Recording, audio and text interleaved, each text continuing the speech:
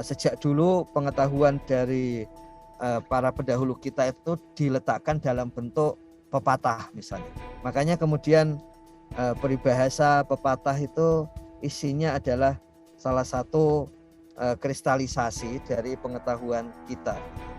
Maka oleh Gus Salim disampaikan, wah kalau seperti itu berarti banyak dong ya, banyak seperti itu. Kemudian mendalami YouTube video ya, atau mungkin video-video yang lain, Zoom dan sebagainya, itu juga bagian dari peningkatan kapasitas mandiri.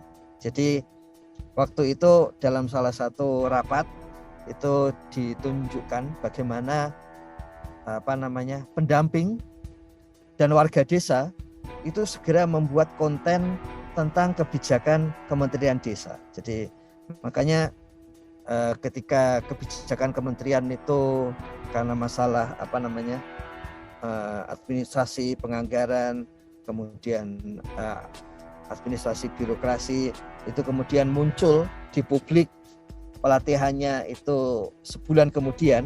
Nah di masa 1-2 hari pun itu ternyata di YouTube sudah muncul video-video dari pendamping desa sendiri, dari warga desa sendiri, dan itu kemudian di dalam rapat itu seperti ini juga masuk di dalam peningkatan kapasitas mandiri.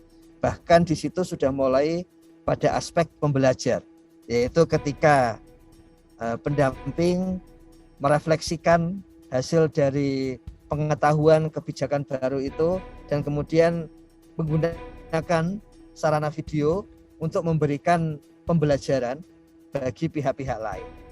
Seminar, webinar sudah pasti itu bagian dari proses peningkatan kapasitas mandiri, termasuk kalau sampai ada yang ikut kursus ya. Nah, saat ini misalnya ada yang kursus edisi desa itu sudah pasti bagian dari peningkatan kapasitas mandiri. Yang sedang kuliah kemudian ada hari-hari tertentu di dalam 1 minggu mengikuti kuliah yang itu mendukung pada akhirnya nanti mendukung untuk peningkatan pendampingan di desa, sudah pasti itu juga peningkatan kapasitas mandiri.